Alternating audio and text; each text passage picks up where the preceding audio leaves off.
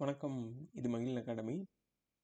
இப்போ இந்த வீடியோவில் வந்துட்டு நம்ம என்ன பார்க்க போகிறோம் அப்படின்னா, TNPSC combined technical service exam interview post, நான் இன்டர்வியூ போஸ்ட் இதிலிருந்து கேட்டால் லாஸ்ட் இயர் கொஸ்டின்ஸை வந்துட்டு சால்வ் பண்ணலாம். பேசிக்காக இந்த வீடியோ வந்துட்டு எதை பற்றி அப்படின்னா, ஃபுல்லாக பவர் பிளான்ட்லேருந்து கொஸ்டின் மட்டும்தான். பவர் பிளான்ட்டுங்கிறது எப்படியாப்பட்ட பேப்பர் அப்படின்னா, ஆல்மோஸ்ட் உங்களுக்கு தேரி தான் இருக்கும். இதில் வந்துட்டு ஈச் ஈச் பவர் பிளான்ட் வந்துட்டு நம்ம ஃப்யூச்சரில் வந்துட்டு கிளாஸாக எடுத்து பார்க்கலாம். அதுக்கு முன்னாடி என்ன அப்படின்னா, கேட்டிருக்க கொஸ்டினை சால்வ் பண்ணிக்கலாம். ஓகேங்களா? ஸோ ஃபஸ்ட் கொஸ்டின், இந்த கொஸ்டின் எங்கேருந்து கேட்டிருக்காங்க அப்படின்னா, combined technical service exam diploma level question. ஓகேங்களா? So load curve is first question. Question number 32 என்னது அப்படின்னா, load curve is the curve drawn between. Load curve அப்படிங்கிறது எதுக்கும் ட்ரா பண்ணுவாங்க அப்படிங்கிறதா இது. ஸோ நம்மளுக்கு பேசிக்காக லோட் கர்வ் அப்படின்னா என்னென்னு தெரியும். ஸோ லோட் கர்வ் அப்படின்னா x axis, y axis. X ஆக்சிஸில் வந்துட்டு டைம் இருக்கும், இது வந்துட்டு 24 hour டூரேஷன். ஒய் ஆக்சிஸில் வந்துட்டு நம்மளுக்கு லோட் இருக்கும், ஸோ மெகாவாட்டில் இருக்கும். இதை கர்வ் பார்த்திங்கன்னா நம்மளுக்கு இப்படி இந்த மாதிரி வந்துட்டு ஒரு லோட் பேட்டர்ன் வந்துட்டு இது பண்ணும். இந்த கர்வோட ஏரியா பார்த்திங்க அப்படின்னா 24 hours. இதனோட ஏரியாவுக்கு கீழே இருக்கிறது அப்படின்னா ஆவரேஜ் லோடு. இந்த கர்வை சால்வ் பண்ணிங்க அப்படின்னா உங்களுக்கு ஆவரேஜ் லோடு. ஸோ இது 24 hour இருக்குது, அதாவது 0 hourலேருந்து நம்மளுக்கு திரும்ப அகைன் 24 hour. இன் பிட்வீனில் இது 6, இது 12, இது 18 hours, இது 24. இது ஒரு பார்ட் ஆஃப் த லோட் பார்த்தீங்க அப்படின்னா உங்களுக்கு ஃபிக்ஸ்டாக இருக்குது. அதாவது நான் ஒரு இமேஜினரி லைன் வந்துட்டு ட்ரா பண்ணி காட்டுறேன். இந்த லைன் இருக்குல்ல, ஸோ இந்த லோட் பார்த்தீங்கன்னா ஆல்வேஸ் ஃபிக்ஸ்டாக இருக்குது. இங்கே மேலே இருக்க பார்ட் ஆஃப் த லோடு வந்துட்டு வேரியபிள் இருக்குது, வேரியிங். இது வந்துட்டு ஃபிக்ஸ்டு. இதை என்னன்னு சொல்லுவாங்க அப்படின்னா பேஸ் லோடும்பாங்க. இதை பீக் லோடு அப்படின்னு சொல்லுவாங்க. ஓகே, ஸோ இந்த கர்வ் தான் வந்துட்டு நம்மளுக்கு வந்துட்டு லோட் கர்வ் அப்படின்னு சொல்லுவாங்க. ஸோ இது load versus duration. Option B is correct. Load curve, load factor, utilization factor, இந்த மாதிரி வந்துட்டு நிறையா டெஃபனிஷன்ஸ் இருக்கும். அதை எல்லாத்தையுமே நம்ம ஃப்யூச்சரில் பார்க்கலாம். Okay, next question.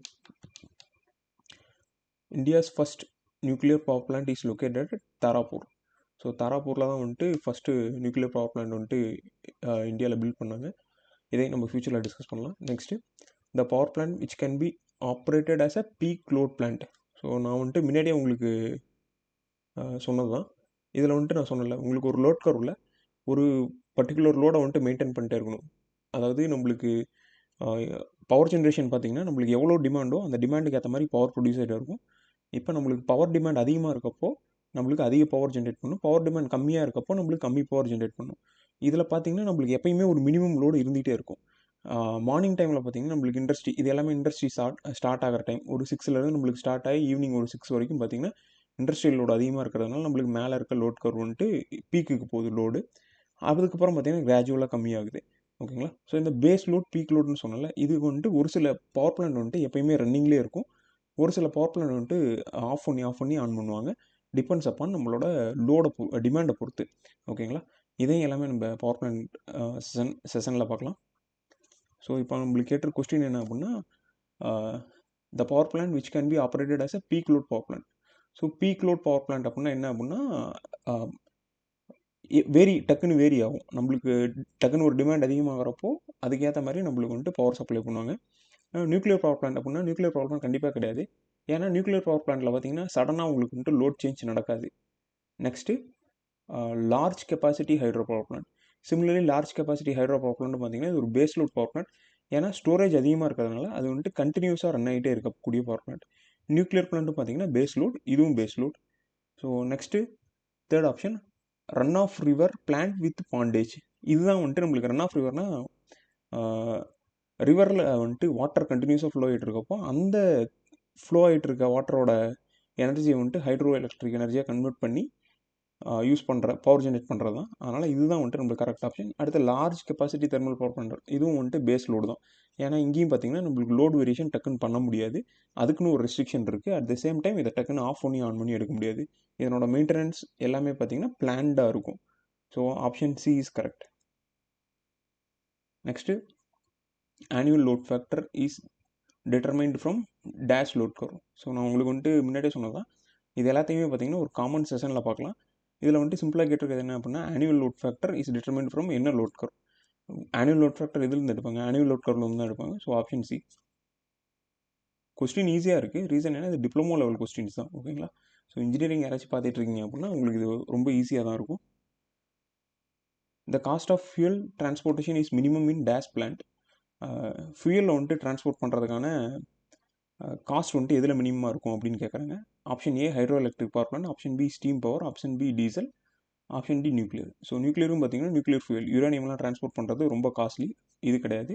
Steam power பிளான்ட்டில் பார்த்தீங்கன்னா நம்மளுக்கு கோல் ஆர் லிக்னைட்.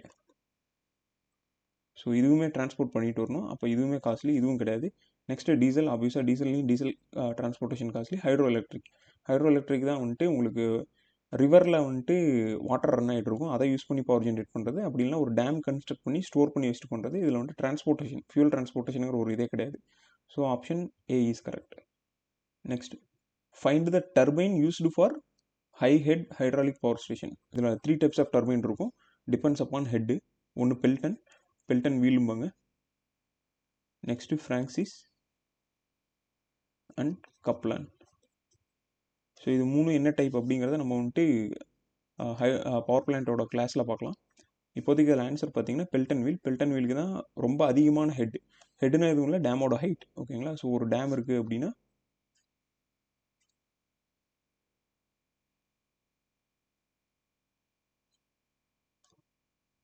ஸோ இது ஒரு டேமு, நம்மளுக்கு வாட்டர் இங்கேருந்து நம்மளுக்கு எடுத்துகிட்டு இங்கே பவர் ஸ்டேஷன் இருக்குது. ஸோ இந்த இதை தான் வந்துட்டு ஹெட்டுன்னு சொல்லுவாங்க. டேமில் இவ்வளோ லெவலில் வாட்டர் இருக்குது அப்படின்னா இந்த ஹைட், இந்த இதுலேருந்து கிரவுண்டோட ஹைட்டை தான் வந்துட்டு ஹெட்டும்பாங்க. ஓகேங்களா? Next question. இந்த கொஸ்டின் என்ன அப்படின்னா சேம், இது வந்துட்டு நவம்பர் 24 நடந்த எக்ஸாமோட இது கொஸ்டின் தான். இதுவும் வந்துட்டு டிப்ளமோ லெவல் ஸ்டாண்டர்ட் தான், ஈஸியாக தான் இருக்கும். Steel pipes arrange to take water from power house is called. So இது வந்துட்டு டேம்லேருந்து நம்மளுக்கு வந்துட்டு பவர் ஹவுஸ்னால் இதுதான் சொல்லுவாங்க, பவர் ஜென்ரேட் பண்ணுற ஏரியா. இங்கே தான் வந்துட்டு டர்பைன் இருக்கும். ஸோ டர்பைன் வந்துட்டு நம்மளுக்கு ஜென்ரேட்டரோட கப்புலாக இருக்கும். ஓகேங்களா?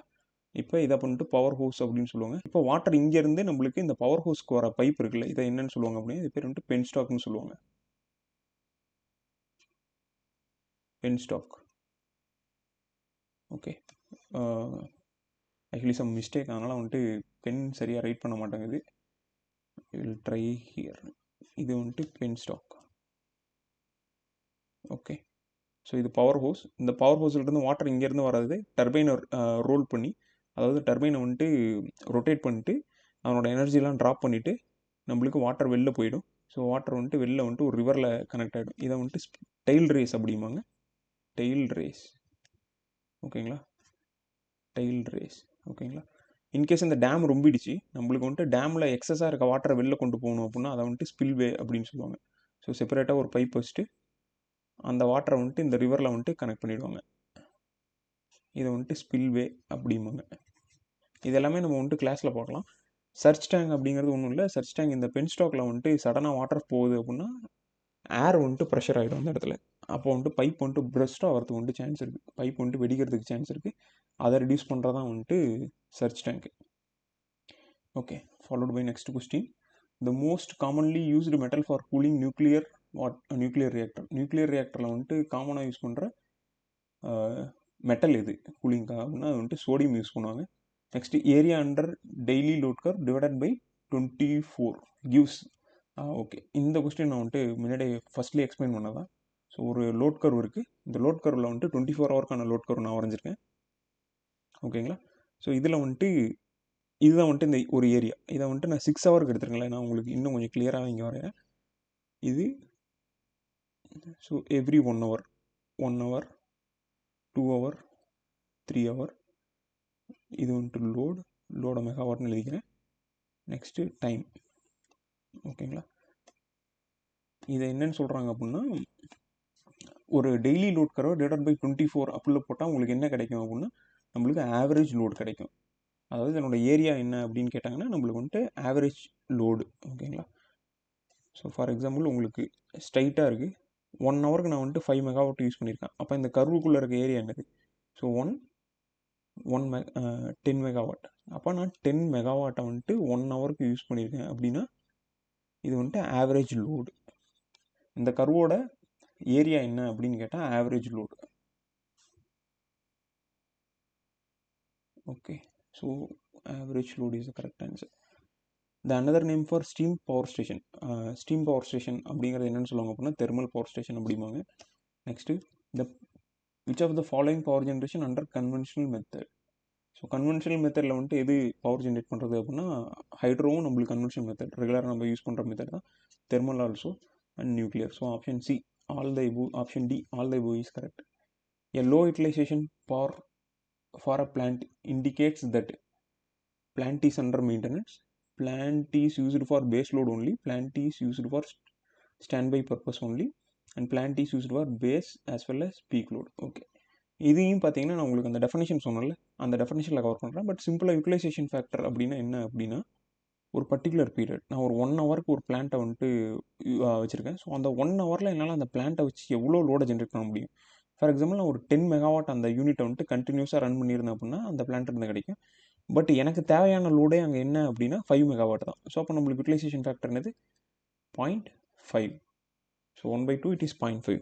ஸோ இதுதான் வந்துட்டு யூட்டிலைசேஷன் ஃபேக்டர். இப்போ இது என்ன மீன் பண்ணுது அப்படின்னா நம்மளால் வந்துட்டு 10 ஜென்ரேட் பண்ண முடியும், பட் நம்மளுக்கான டிமாண்டே கம்மியாக தான் இருக்குது. So plant is used for standby purpose. So அந்த பிளான்ட்டை வந்து நம்மளுக்கு ஸ்டாண்ட் பை பர்பஸ். இதே நம்மளுக்கு பேஸ் லோட் அப்படின்னா இந்த 10 மெகாவாட்டுக்கு 10 மெகாவாட்டுமே நம்ம ஜென்ரேட் பண்ணியிருப்போம். ஸோ யூட்டிலைசேஷன் ஃபேக்டர் வந்துட்டு ரொம்ப அதிகமாக இருக்கும் 1. மேக்ஸிமம் யூட்டிலைசேஷன் ஃபேக்டரே வந்துட்டு 1 தான் போக முடியும். ஸோ நம்மளுக்கு 1 இஸ் த மேக்ஸிமம் யூட்டிலைசேஷன். அது எப்போ அப்படின்னா பேஸ் லோடாக இருக்குங்கிறப்போ. பட் இது நம்மளுக்கு வந்துட்டு ஸ்டாண்ட் பை பர்பஸில் இருக்கிறதுனால நம்மளுக்கு யூட்டிலைசேஷன் ஃபேக்டர் வந்துட்டு கம்மியாக இருக்கும். ஸோ லோ யூட்டிலைசேஷன் ஃபேக்டர் அப்படின்னா இதுதான். ஓகேங்களா. பிளான்ட் அண்டர் மெயின்டெனன்ஸ் அப்படின்னா நம்மளுக்கு இந்த வேல்யூ இருக்குல்ல, உங்களால் 10 வந்துட்டு ஜென்ரேட் பண்ண முடியாது. ஸோ அந்த பர்டிகுலர் பீரியடில் நம்மளுக்கு பிளான்ட் மெயின்டெனன்ஸில் இருக்கிறப்போ உங்களால் அந்த 10 நம்பர் ஆஃப் மெகாவாட் அதையும் வந்துட்டு ஜென்ரேட் பண்ணியிருக்க முடியாது. Next plant is used for base as well as peak. So இது பண்ணுறப்போ என்ன அப்படின்னா உங்களுக்கு யூட்டிலைசேஷன் ஃபேக்டர் வந்துட்டு அதிகமாக தான் இருக்கும். ஸோ லோ யூட்டிலைசேஷன் ஃபேக்டர் அப்படிங்கிற கான்செப்டில் வந்துட்டு வரவே வராது. ஸோ அப்போ லோ யூட்டிலைசேஷன் ஃபேக்டர் அப்படிங்கிறப்போ ஸ்டாண்ட் பையில் இருக்குது அப்படிங்கிறது மட்டும் தான் மீனிங்.